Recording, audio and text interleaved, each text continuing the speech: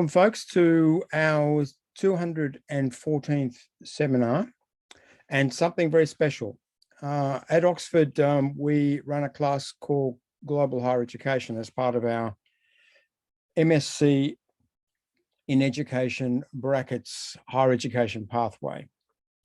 And the Global Higher Education class this year, which has just finished its work, was an absolutely outstanding group. I think those of us who teach in the master's program at Oxford have never seen such a strong class, and it was a delight to experience the discussions in that class week by week. The student assignments have just been marked, and we're about to release the marks, and we've never given so many distinctions. And we looked at each other and said, have academic standards fallen? Has Oxford fallen prey to the Harvard disease of grade inflation? And we decided no. The rash of distinctions was well merited, and the students had done really great work. Now, it's a pleasure to be able to bring forward to you today not someone who's doing a doctoral, although she's applying at the moment for doctoral entry, I think in Bologna in Italy, I know, because I refereed that application. Someone who's at the master's stage and has not finished her master's education completely, Astrid Favella, but an outstanding scholar, and I think someone who's already ready to contribute to our thinking, our combined thinking. In this case, about European higher education systems under austerity, the period since the financial crisis that began in late 2008, and in particular in relation to their high school formation policies in research and their social equity programs. So Astrid's going to do some comparative work. She's going to talk about Portugal, and she's going to talk about the Netherlands. Before I bring her in, can I briefly take you through the webinar protocols, though? Now, remember that the webinar is being recorded. Astrid's first CGHE webinar will be on YouTube within the next 48 hours and for all time, we hope, as long as YouTube exists. And we'll also post the chat from the transcript as well. Now, please keep yourself muted during the webinar unless you're at the stage of speaking during the Q&A. And it's also a good idea to turn off your video until you need it at that point. We recommend you use speaker view, the speaker view setting at the top right in Zoom, so you can more clearly see who is talking at any given time. I mean, if you use gallery view, you can see more faces, but it's useful to use speaker view because then you can spot exactly who's on camera at that moment. Now, to ask a question, use the chat function. We do want you to come forward with questions and statements because Q&A is a really good part of our webinars. And it's a good idea to bring your comment forward early to make sure it gets into the Q&A, which I'll assemble on the basis of what's coming forward in the chat. When we get to the stage where Astrid's finished speaking, we'll then start the Q&A, and I'll give you a warning before you're asked to come on camera. If you are asked to come on, when you're asked to come on, please unmute yourself, switch on your video, and state your name and where you are from, and then make your question or your statement. Okay, a pleasure now to introduce you to Astrid Favella. She's, as I said, an MSc student at Oxford, finishing up in her final term there. She's got a background in European political economy, and she's got some experience in EU policy evaluation. Astrid, the floor is now yours. Thank you, Simon. Hi, everyone. Thank you for this very kind introduction, and it's a real honor to present today. So today I'm going to present, as Simon has introduced, considering the time frame from 2008 to 2017, keeping the focus on two policy areas, policy of equity promotion and the policy of capacity creation for high skill formation. Okay, the webinar, my presentation will be divided in two parts. So in the first part, I'm going to offer an explanation of a puzzling outcome that Portugal and the Netherlands display with respect to the two policy areas under scrutiny. And in the second part, I'm going to provide the two explanatory hypotheses for each of these, one for each of the two outcomes. So let's go with part one. The logic of my inquiry is based on Mill's method of agreement. So in particular, we have Portugal and the Netherlands being two most different cases with respect to potential explanations that concern the two policy areas under scrutiny.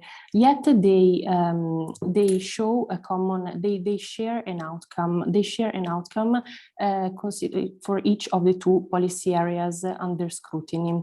And according to this logic, given that they differ with respect to different political economic characteristics that they could account for the similar outcomes that they display, we have to find the one common factor that they share, which I will call sometimes for simplicity independent variable, but it is the explanatory hypothesis that we have to look for. So two explanatory hypotheses for each of the two policy areas under scrutiny.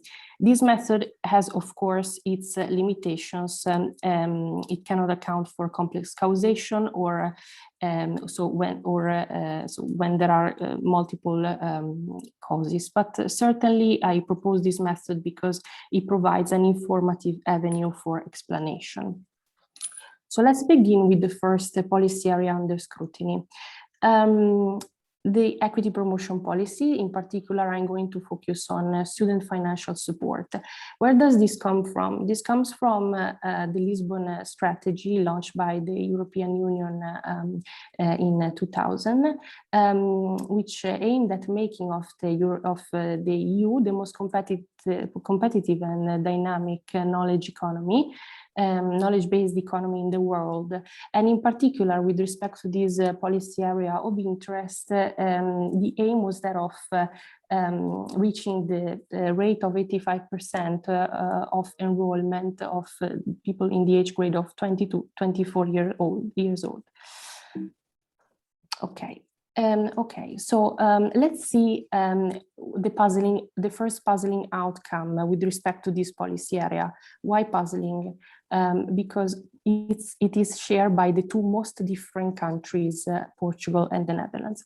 So in this table created by the European University Association in 2016, we have Portugal and the Netherlands showing up in the same category of countries that have spent as a total in the time frame under scrutiny between 2008 and 2015 between 5% increase and minus 5% decrease of total spending in education, in public funding for education.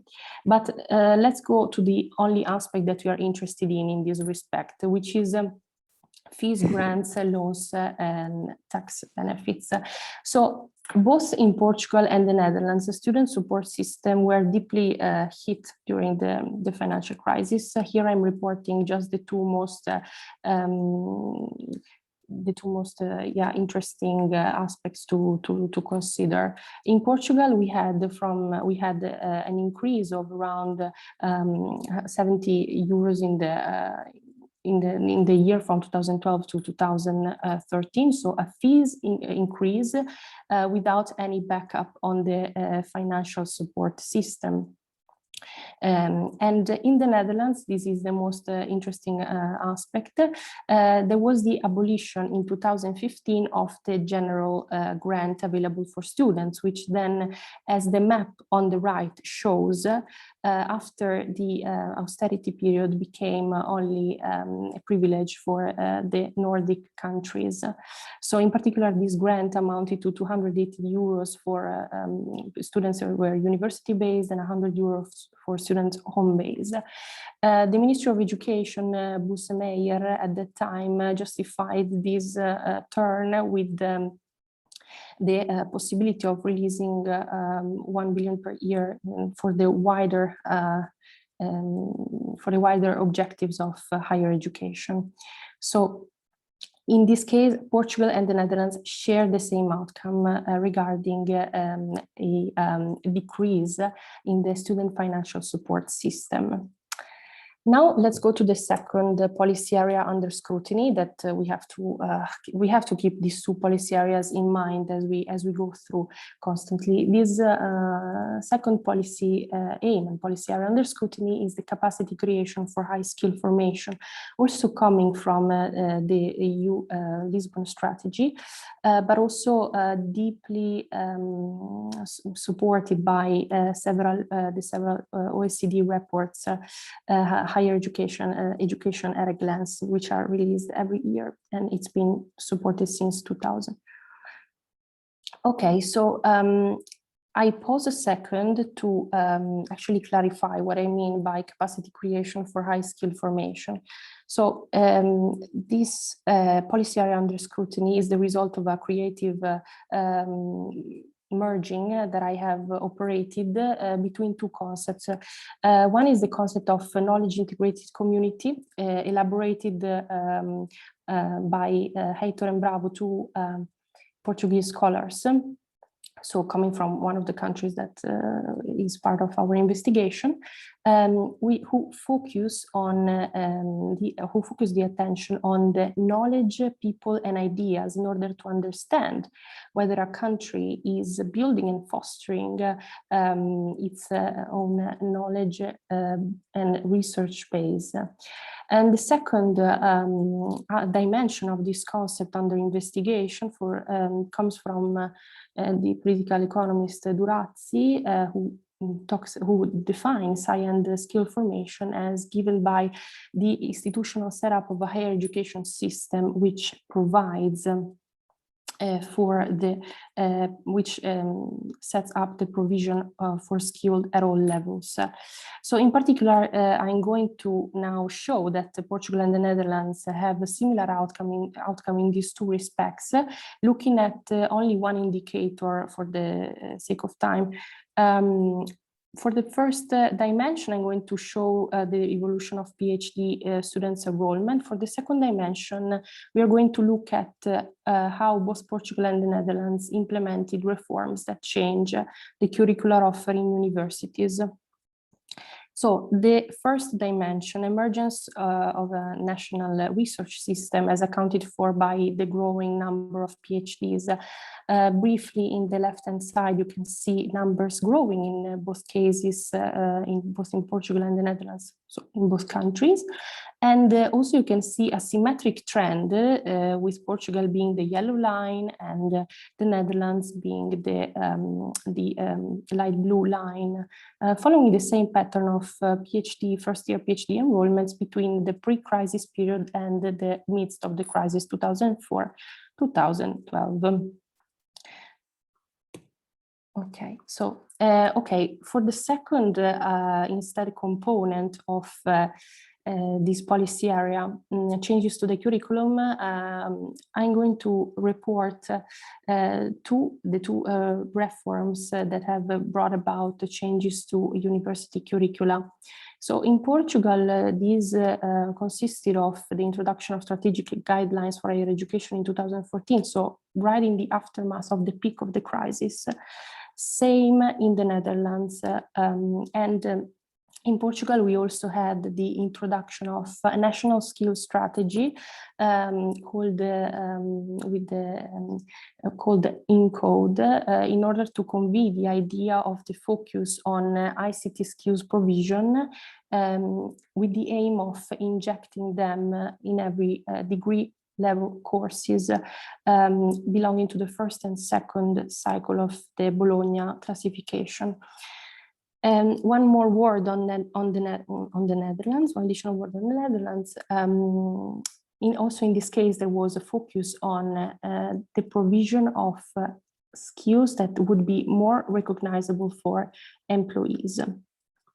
And in this case, this came from the document, The Value of Knowledge, Agenda for Higher Education Research in the decade 2015-2025. So what have we done until this point? We have seen that Portugal and the Netherlands have displayed similar outcomes in the two dependent variables policy areas under scrutiny. So we have to keep in mind a parallel flow of these two policy areas at the same time. In this case, before turning to the second part of my talk, I'm going to briefly go through the explanation that have been provided by the literature so far, but that cannot take into account for the similar outcomes displayed. Why? Because we don't find agreement on these independent variable being offered by the literature as an explanation. And so we have to, and so late in the second part, I will focus on the explanation which I instead provide. So these different aspects these different explanations that the literature has provided also are the characteristics that make Portugal and the Netherlands most different cases. Why are they called most different cases? Because they differ in most respects.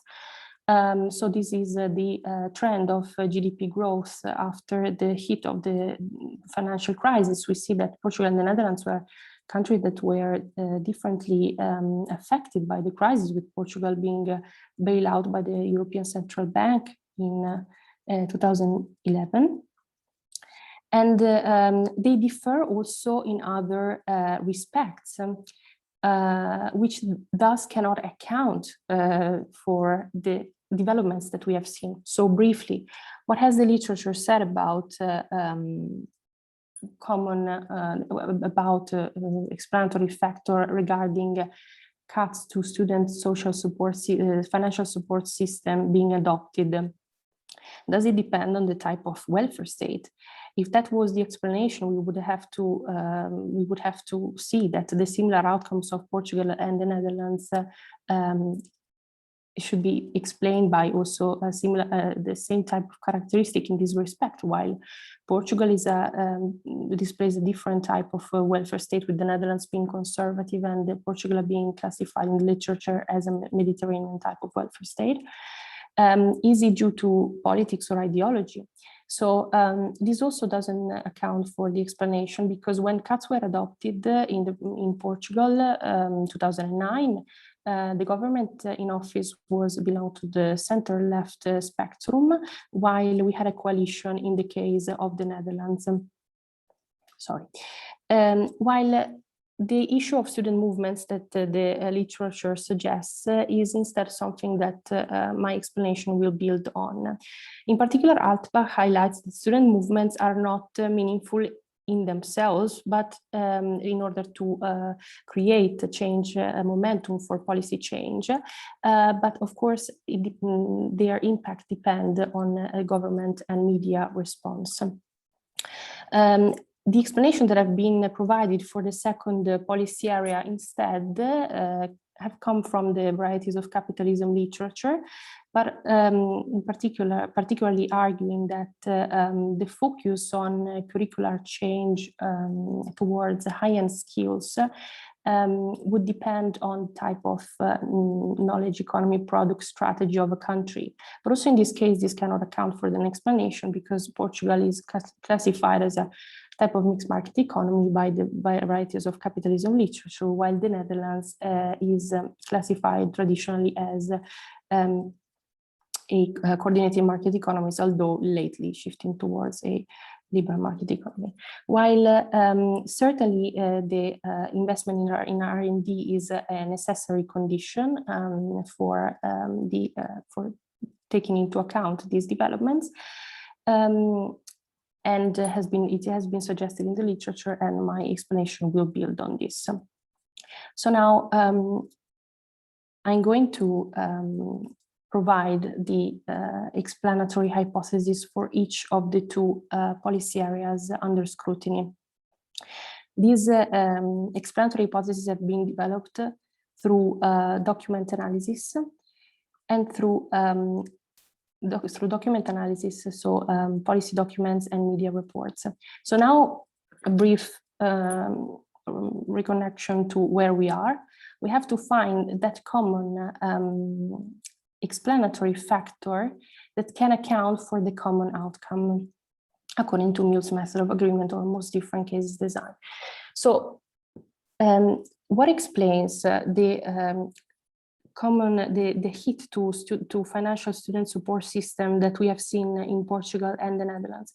So what I have found through document analysis is a logic built in two steps.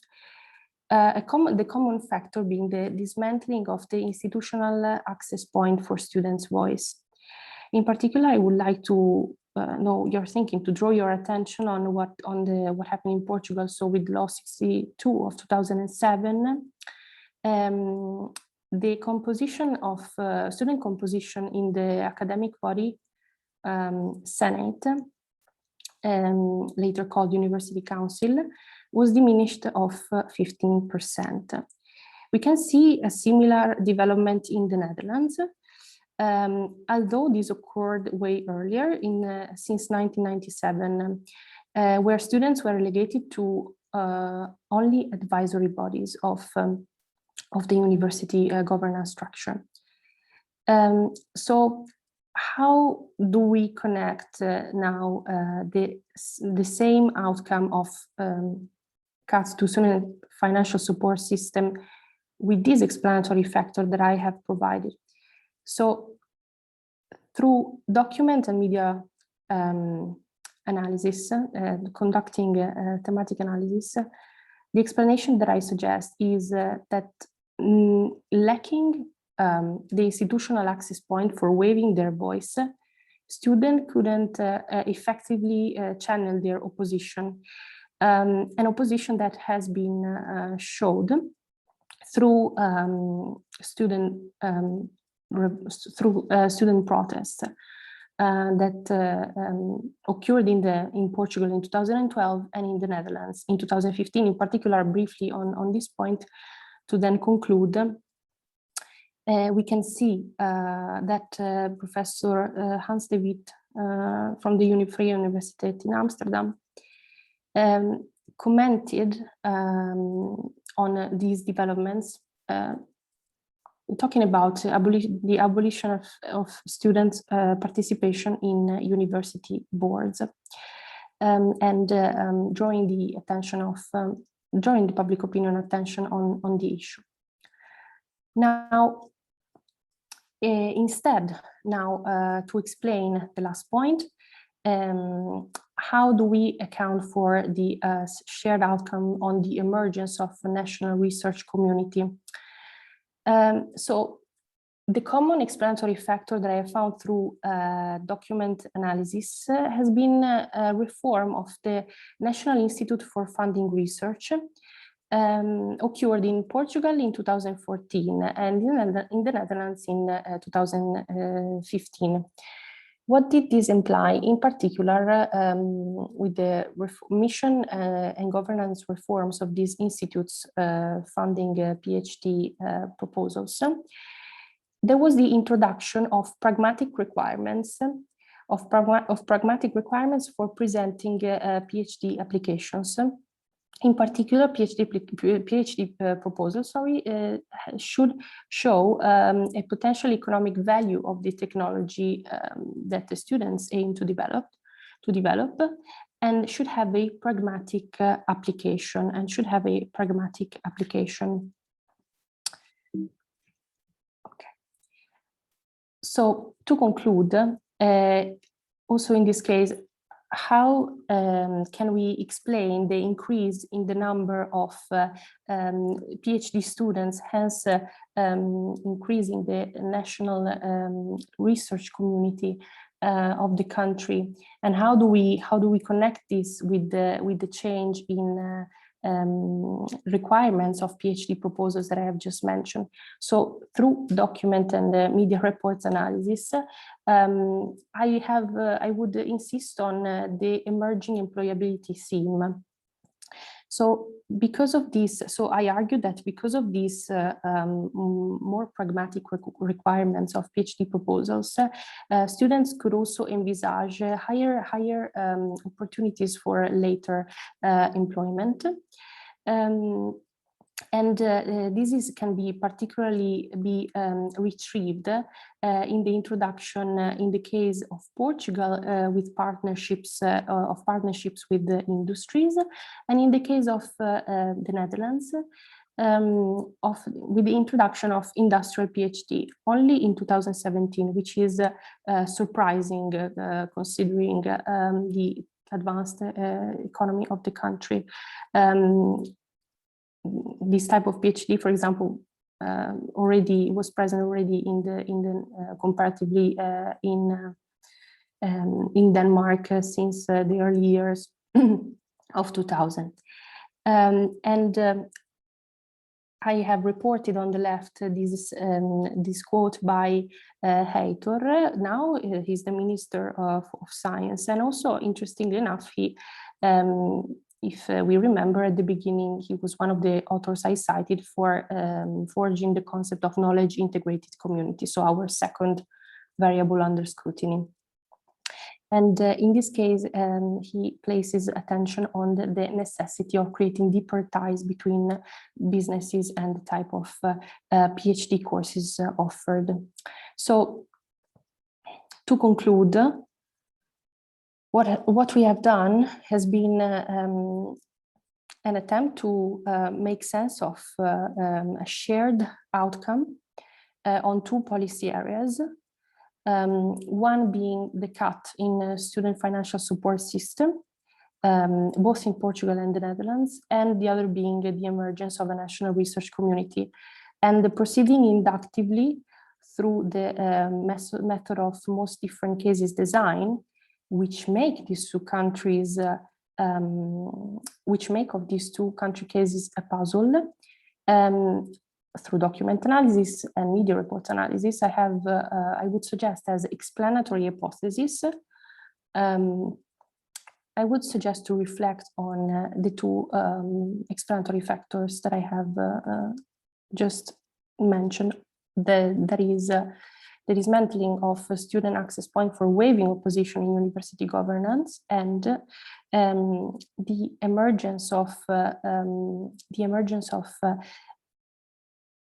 a change in PhD proposal requirements, encouraging PhD applicants for future employability.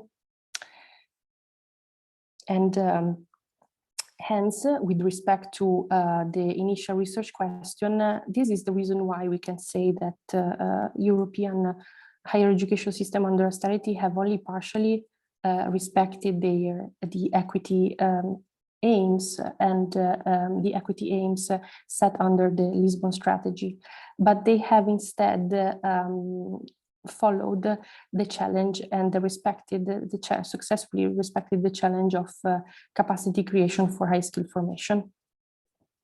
Thank you.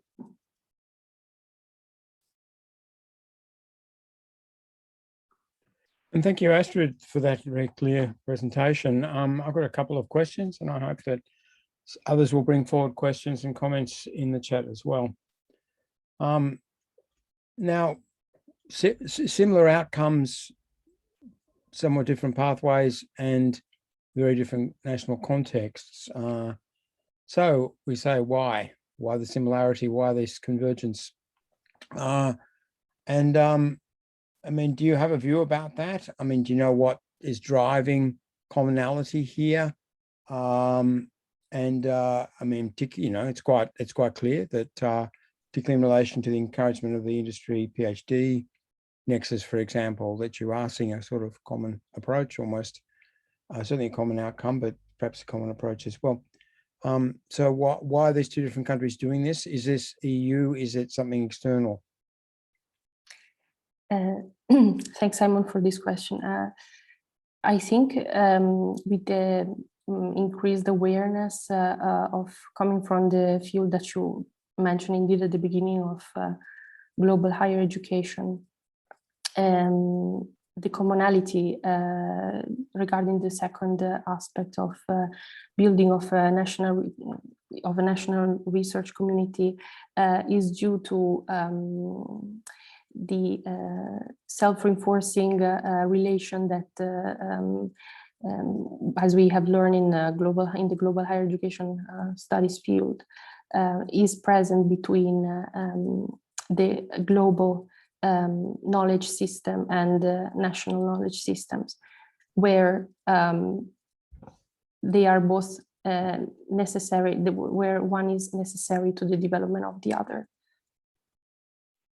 I mean, the argument that a kind of globalist like myself is going to make in relation to the national case studies is that the danger is that when you look at countries as, you know, as a single set of issues or policies and regulation, and if you compare countries on that basis as sort of two different containers, if you like, the danger is that the external influences are neglected and you fall into what, you know, Sebastian Conrad called the internalist fallacy, that the assumption that everything that happens in a nation is driven by the nation itself.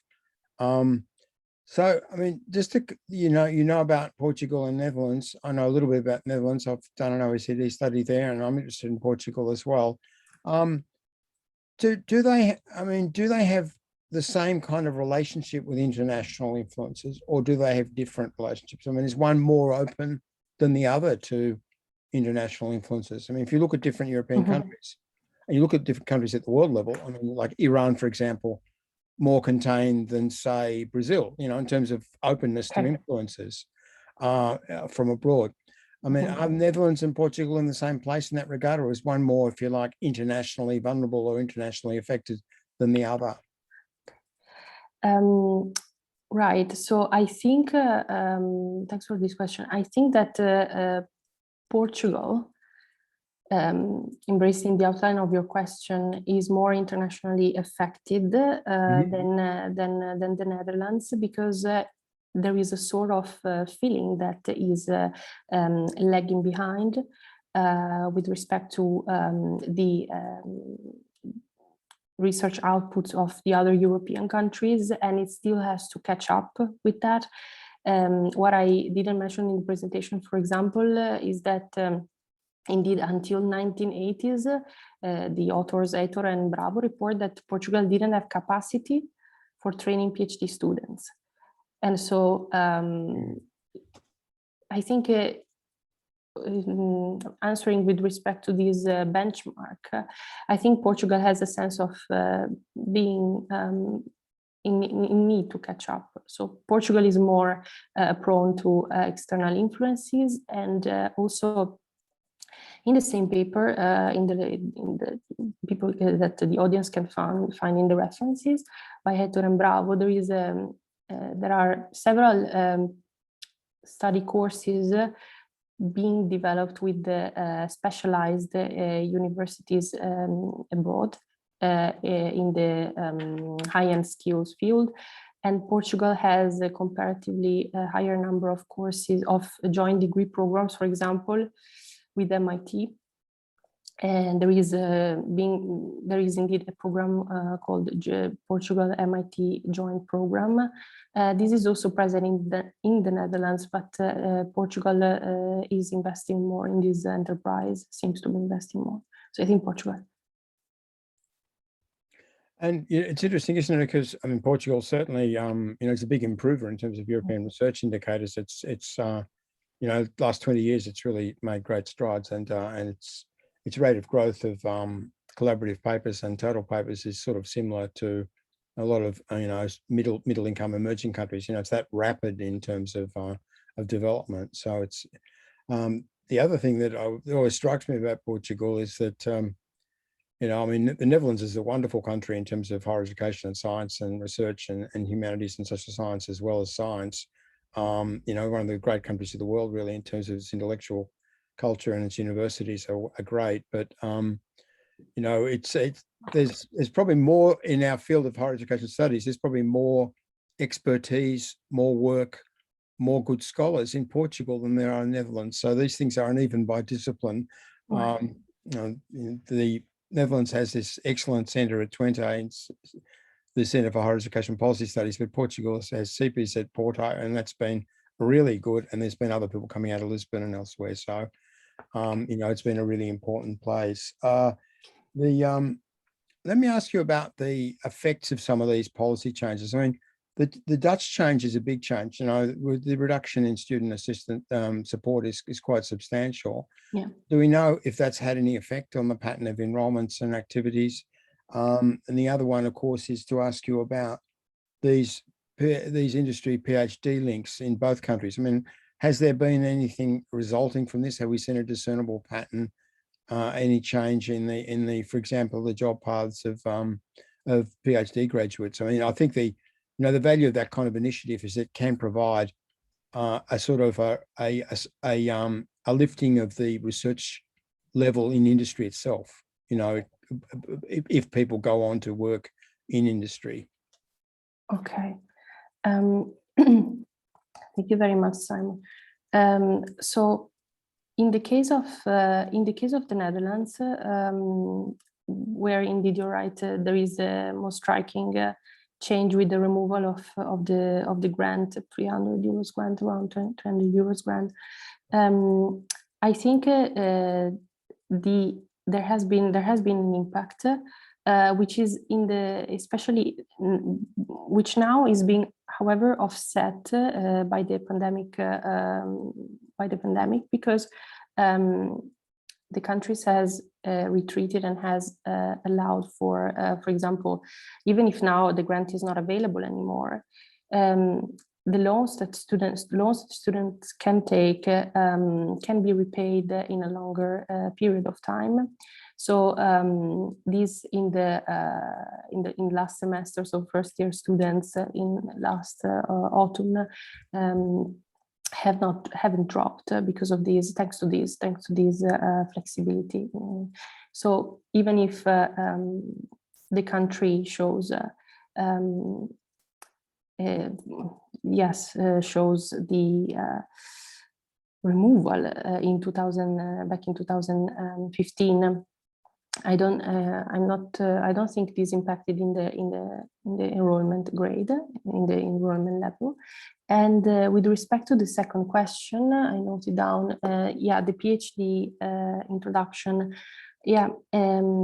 So certainly this has encouraged enrollment, and especially because of the type of knowledge economy of the country, according to the varieties of capitalism theory. Recently, there is 2019 this paper by Kathleen Thielen, where she argues that the type of knowledge economy of the Netherlands is now transforming into liberal market economy with the provision of high-end skills, and this is something that is encouraging enrollments, because thinking about mobility, getting these skills can also ensure career patterns in countries such as certainly the US and the UK that have the same product specializations,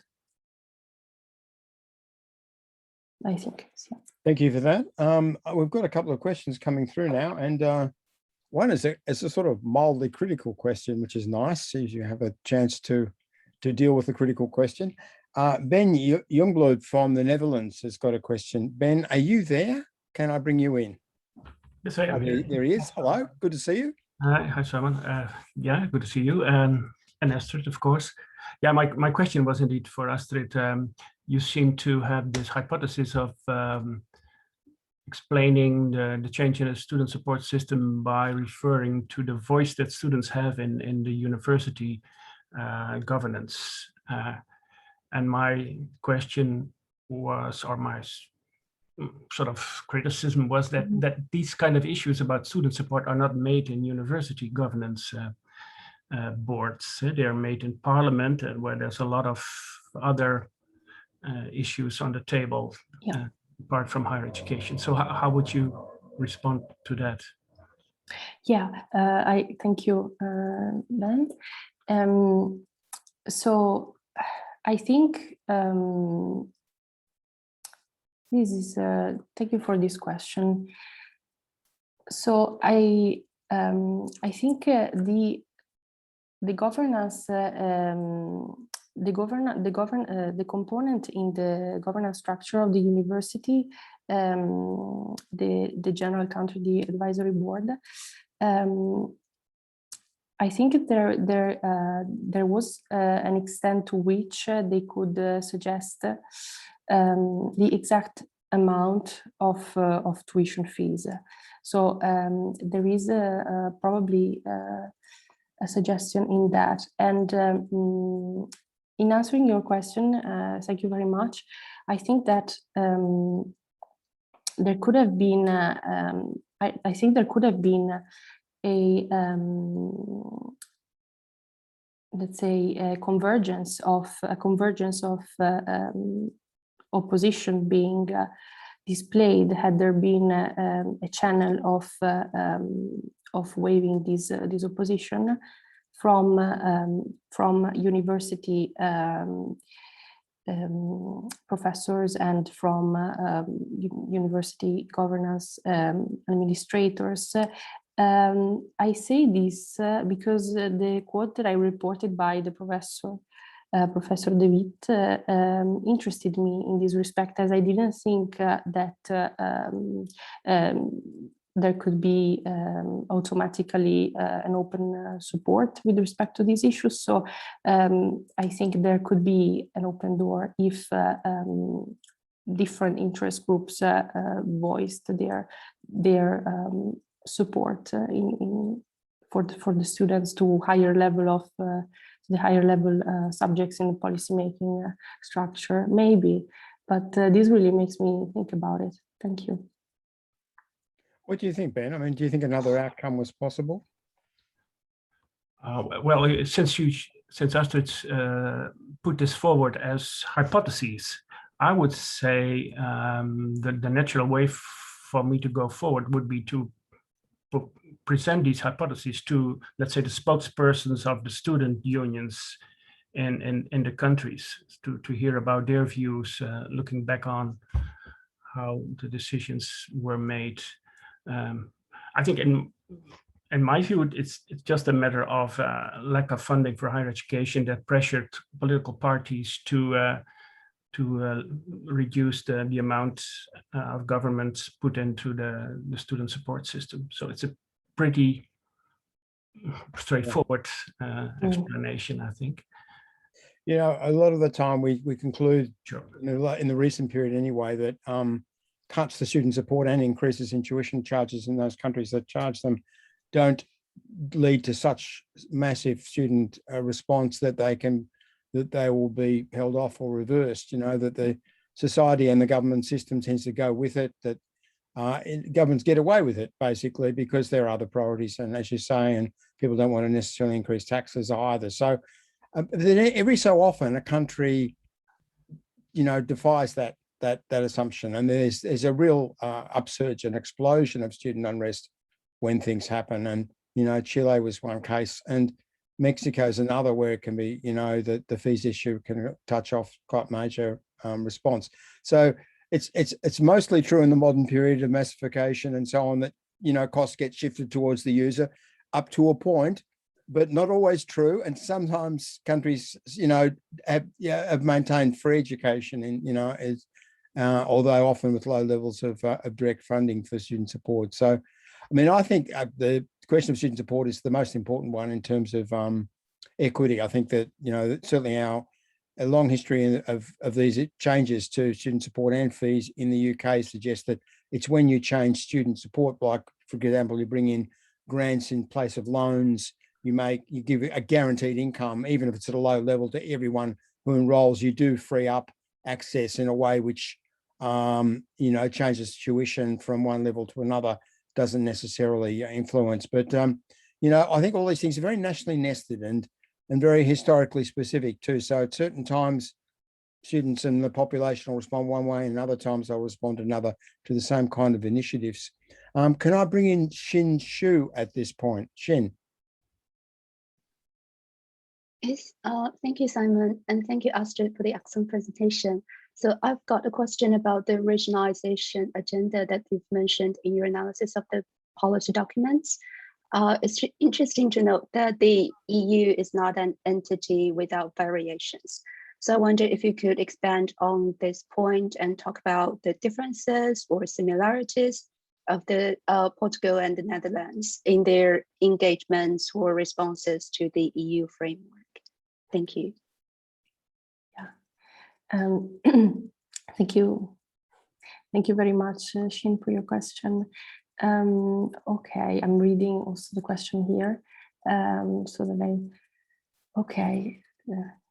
Yes, so again, drawing from the, thank you very much for your question. Again, drawing on the literature on regionalization, on global higher education, I think that the most striking difference between Portugal and the Netherlands, given their European roots, is indeed the tradition of the welfare state tradition, and indeed which we can refer to the welfare state literature. And while the Netherlands is mostly aligned with, has been historically mostly aligned with the Nordic countries, indeed displaying this student grant, the Portugal is traditionally aligned with the Southern European welfare states, and so as a starting point, it didn't have the grant in the first place. So I think that is the first point to set forth, to be set forth in this respect. And again, I think thank you very much for your question, because in light, instead of the recent development, as I've mentioned before, with the pandemic, which bring higher pressures and different pressures again on the system, it will be interesting to see whether this type of response and this pattern, differing on some aspects and showing equal outcomes, will reproduce in the same way.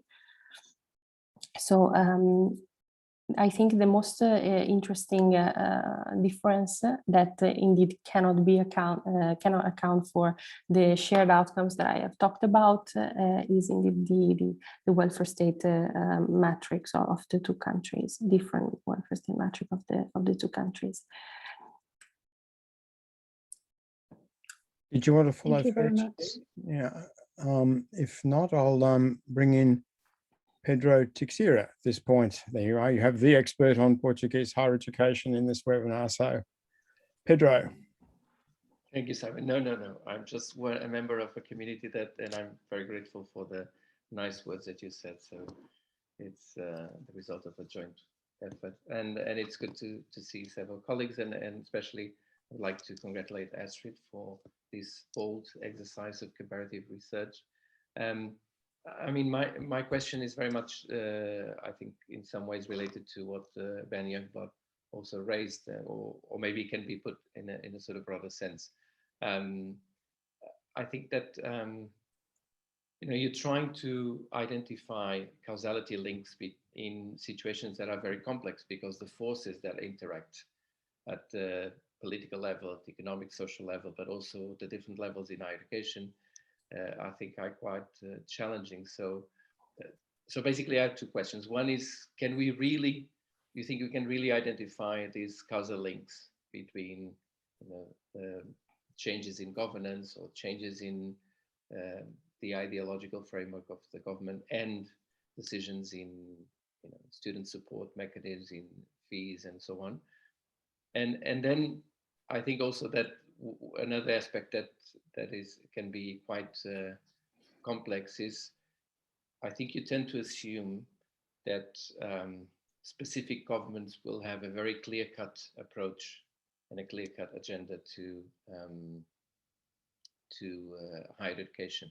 And then, as you actually explain, you know, a center-left government in Portugal adopted different types of proposals. So some of them you would say more in line with the expected ideology, and others less so, like the new public management in terms of governance. So, you know, yeah, how can we make sense of these?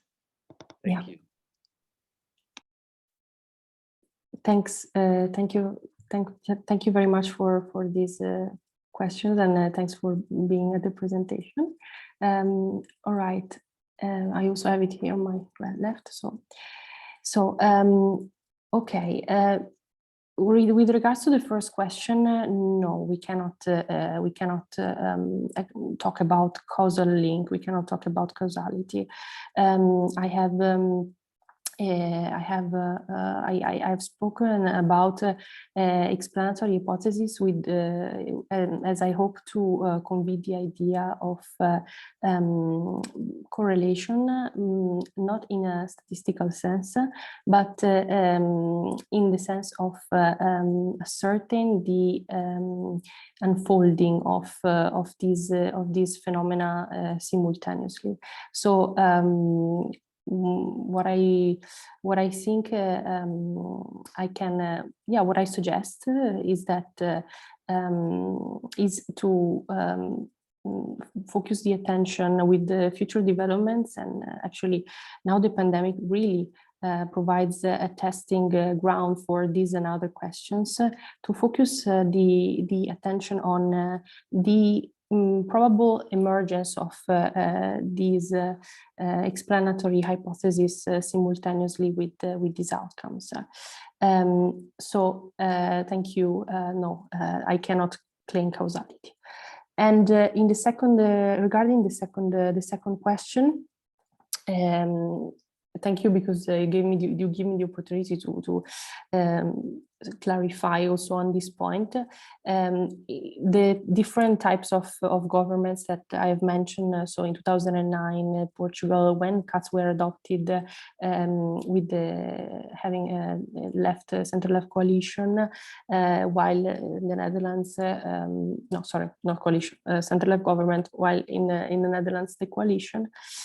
In 2014, when cuts were adopted, so it's important indeed to highlight that we should think about it as a spectrum in terms of the policies that different governments can adopt, and in this respect, in particular, I think I can quote, sorry, a contribution by Carl Jensen from 2011, who talks about the Matthew effect, and being the reason why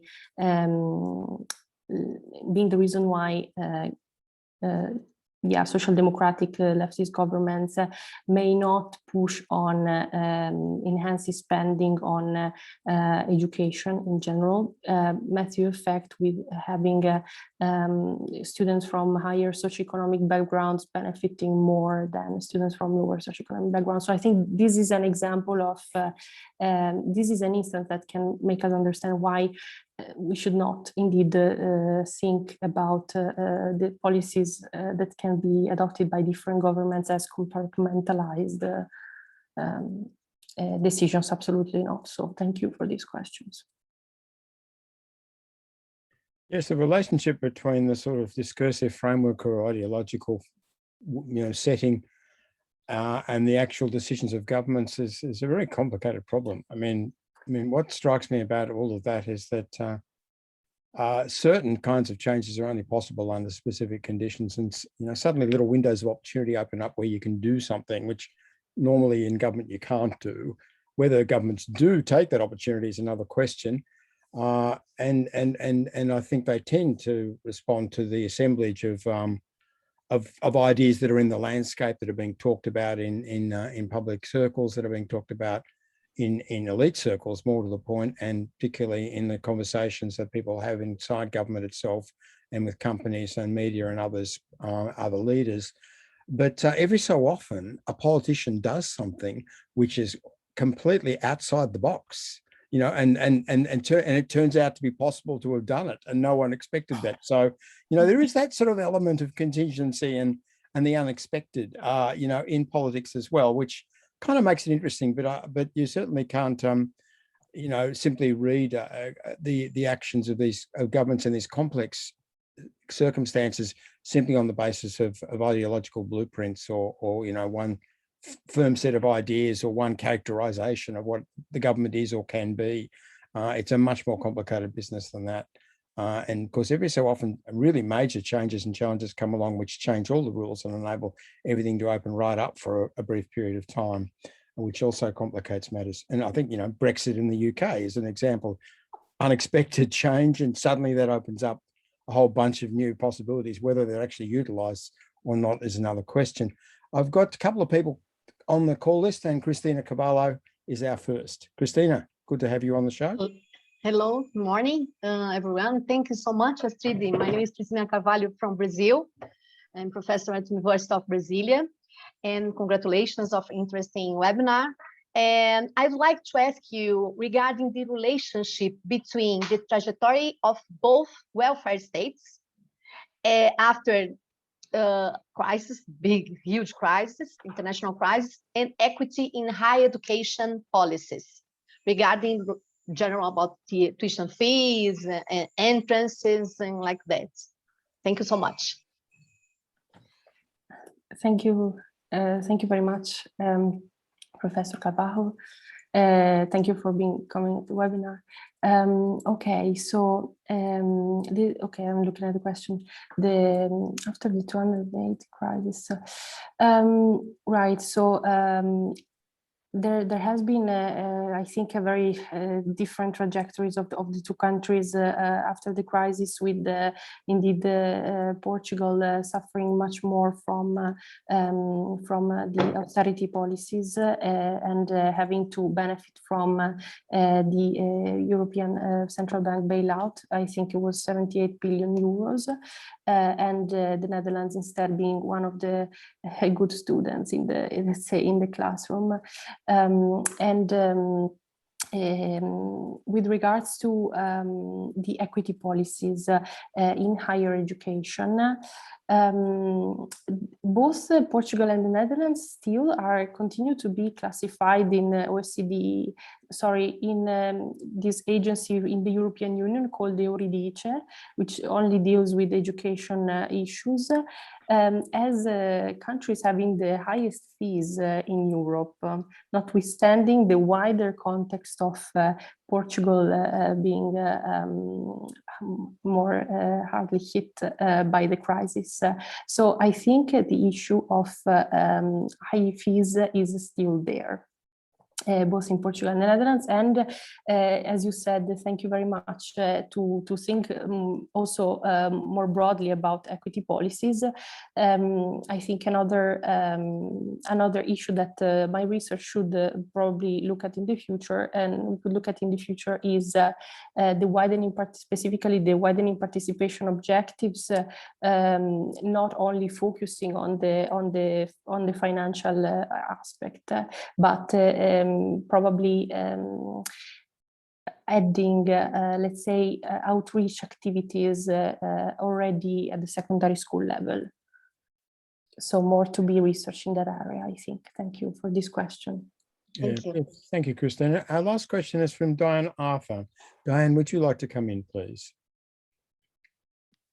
Hi, Astrid. I wanted to say congratulations as a member of the cohort on presenting your intellectual rigor with us. My question, I think, is fitting for closing, and you started touching on it just now in terms of future areas for research, but specifically, perhaps even based on what this Q&A has engendered, where would you advise future researchers to take investigation into these two policy areas moving forward, whether you're talking about the two countries under scrutiny or elsewhere? Thank you very much, Diane, for this great question. Thank you. Definitely. So I think still looking at these two countries is a very interesting aspect because of their differences.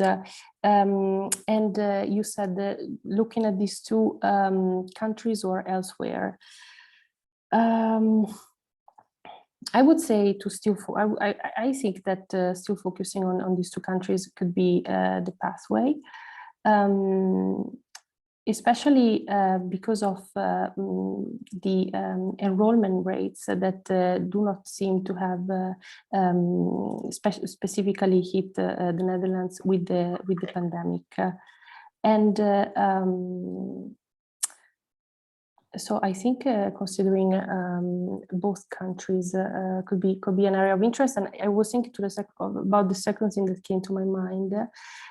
Right. So the second reason why I would suggest maybe looking into these countries further is that when I have spoken about the PhD, for example, the industrial PhDs, of course, these can only concern certain subjects, right? Certain research fields. So because I haven't touched upon what happens in humanities, I think it would be very interesting to see what happens in humanities, given that this is even probably more challenging than with regards to the employability objectives. So thank you for this question. I think both countries and new topics as well.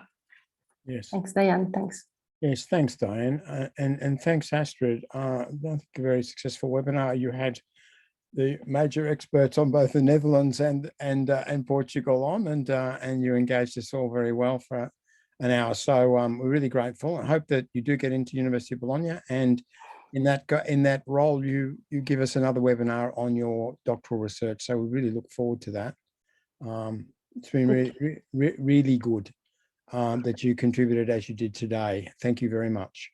Our next webinar, folks, is interesting one. We have King Alexander. That's not the former Emperor Alexander of Macedon. That's the and Persia, I suppose.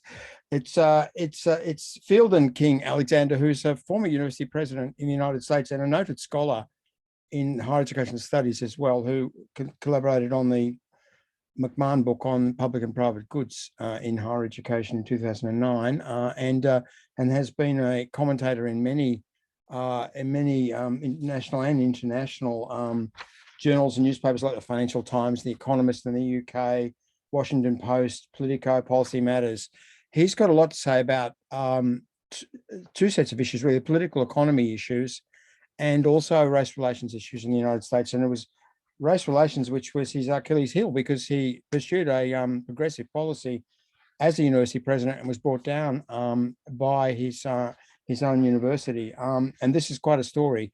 But we're really pleased that he'll come on. He's not going to talk about race. He's going to talk about political economy, about academic capitalism in the US, and the effects of federal funding policies over the last 5 decades. He'll squeeze all that into an hour, and that'll be on a Thursday this week. So we look forward to that. Thank you once again, Astrid, and do come back in future. We're really interested in your work, and your contribution already has been significant. Thank you.